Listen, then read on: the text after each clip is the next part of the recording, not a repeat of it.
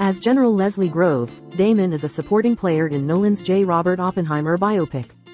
But Damon is critical to the film's success. As the gruff general overseeing Oppenheimer's Manhattan Project, Damon's character acts as a reluctant ally to Oppenheimer, providing an ultimately sympathetic view of the controversial theoretical physicist, and occasionally giving the film a grounded comic relief. Max C. Shop now see the original post on YouTube.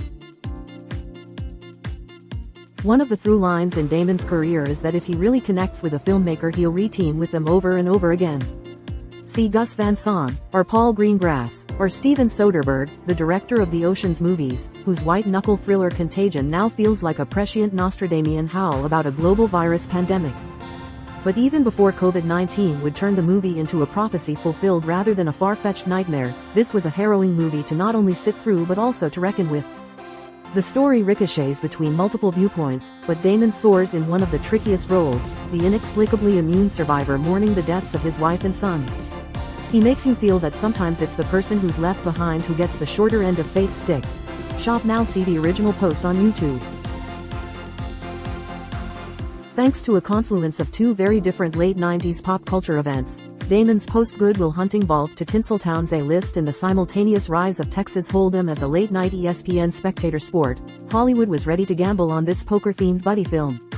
It's like a more predictable and upbeat version of Robert Altman's California Split, only with the Elliot Gould and George Segal parts played by Damon and Ed Norton. Norton gets the flashier part as the weaselly compulsive loose cannon, but Damon acts like an anchor, preventing the film's more ridiculous moments, basically any scene involving John Malkovich's borscht-accented Teddy KGB, from drifting too far into choppy seas. Shop now see the original post on YouTube. No one has ever gone wrong by appearing in a Coen Brothers movie. And to be honest, it was really only a matter of time before the fraternal filmmakers rustled Damon into their venerable stable of actors. In this adaptation of Charles Portis' Western novel, previously made into a 1969 John Wayne Oder, of the same name, Jeff Bridges and Haley Steinfeld win the flashy part jackpot, but Damon is note perfect as the pompous Texas Ranger, LaBeouf. He's a classic Coen Brothers type, the blowhard boob, and watching him get put in his place by a precocious 14-year-old girl is just one of this film's many small pleasures. His totally sweet mustache is the icing on the cake. Shop now see the original post on YouTube. When the pre-release buzz on Good Will Hunting started spreading through Hollywood like wildfire, Damon suddenly found himself in a bizarre position. Overnight he'd become the industry's latest it boy. Big-name directors started wooing him hard. First, there was Francis Ford Coppola with The Rainmaker. Then came Steven Spielberg with this World War II masterpiece. Yes, Damon is the Private Ryan of the title, but he remains off-screen as more of an idea than a character until the closing minutes of the movie.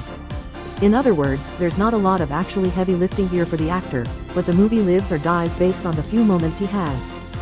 Fortunately, he aces them in a way that a better-known actor would not have been able to. He's the blank screen the entire mission is projected onto. Shop now see the original post on YouTube.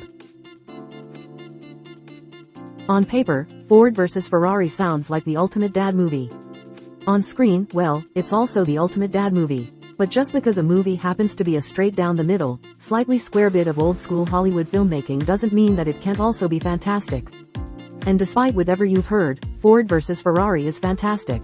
Damon and Christian Bale make a perfect pair as real-life race car legends Carroll Shelby and Ken Miles, who put their grease monkey smarts together to help the conservative Ford Motor Company beat the legendary Italian F1 powerhouse at their own game. The two stars each give master classes in this rousing underdog tale, albeit very different ones. Damon is ego. Bale is ID, but neither would work without the other. Shop now see the original post on YouTube. When people say, they don't make them like they used to, these are the kinds of movies they're talking about. To be honest, I could take or leave Ocean's 12, but the bookends in the Steven Soderbergh-directed series are exquisitely engineered heist films. They're like Byzantine Rube Goldberg contraptions, but instead of ping-pong balls, rubber bands, and Dixie cups, there's George Clooney, Brad Pitt, and Matt Damon. Clooney is aces as the ringleader and Pitt is wonderfully daffy as his constantly snacking right-hand man. But the beauty of these films, besides the twisty mechanics of the capers, is that every supporting character on the team gets not their chance to solo, they also are given three-dimensional characters. As the resident pickpocket, Damon is 24-karat deadpan gold. There's not a single line in this trilogy he can't undersell and make sing. Shop now, see the original post on YouTube. Another Soderbergh. Hey, if you happen upon a good thing, don't throw it away, right? There are folks who love this dark comedy. I'm not one of them, but I'm not one of them. Still, the reason it ranks so high on this list is because Damon is absolutely mesmerizing in it. As a corporate whistleblower, Damon should be the hero, and he would be in any other film. But Soderbergh turns the informant into a tricky, high-wire balancing act with Damon teetering as its unreliable narrator. Are we rooting for this character or not? That's a challenging assignment for any actor, but Damon keeps the audience off balance until the end credits. It's not his showiest performance, but it's arguably his most complex. Shop now, see the original post on YouTube. Playing former Nike executive Sonny Vaccaro, Damon embodies the kind of everyman that movies have been missing. He's a hero for shoe deals. In Air, his pursuit to sign then-rookie Michael Jordan turns Nike from a middling sneaker company to a multi-billion-dollar basketball show empire. A lot of that credit is due to Jordan himself, but the gist of Air is that trusting your gut is often a good thing.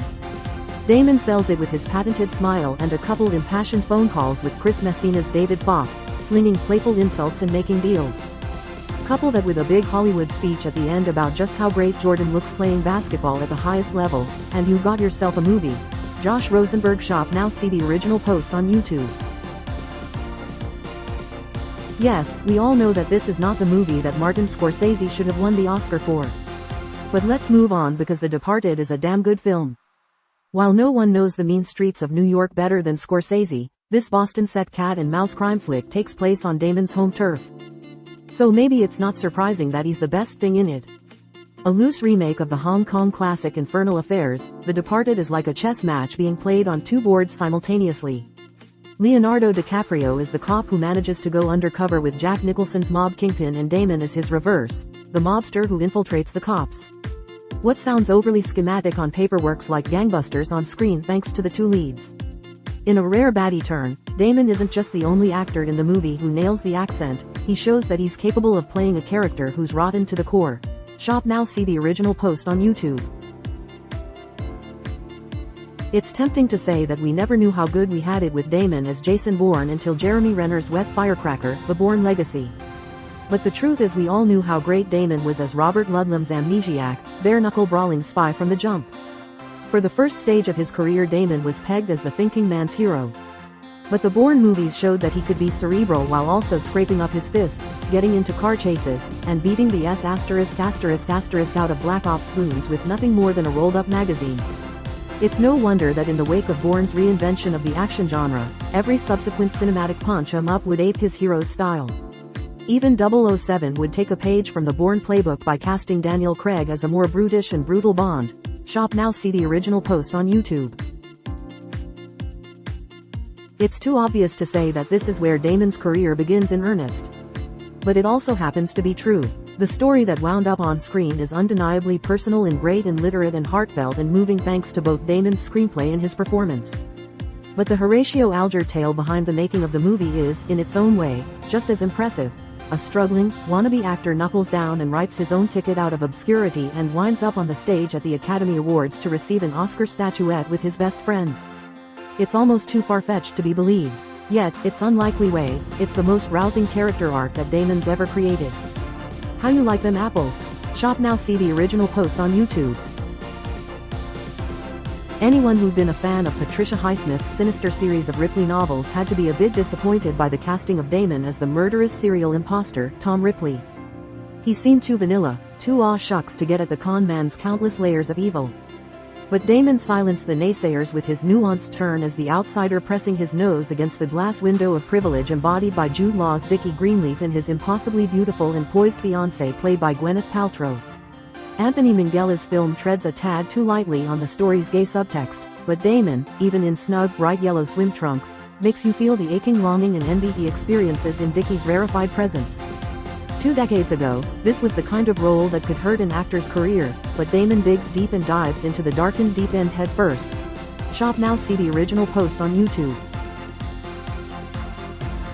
It's hard to imagine a role more bespoke to Damon's off-screen persona, or at least his perceived off-screen persona, than that of Mark Watney, the hero of Ridley Scott's The Martian. He's brainiac smart, charmingly funny, and resourcefully can-do. He also happens to be stranded on the Red Planet all alone. Like Tom Hanks in Castaway or the three seemingly doomed astronauts in Apollo 13, Damon's Watney makes science and high IQ problem-solving not only cool but nerve-wracking and tense. His life depends on his wits.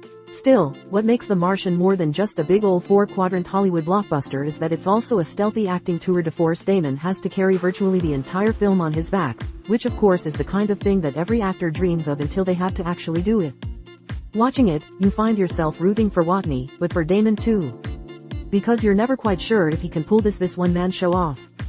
Well, he can, and he does. Even if you had a choice, you wouldn't be able to take your eyes off of him in Him Alone shot. Now see the original post on YouTube.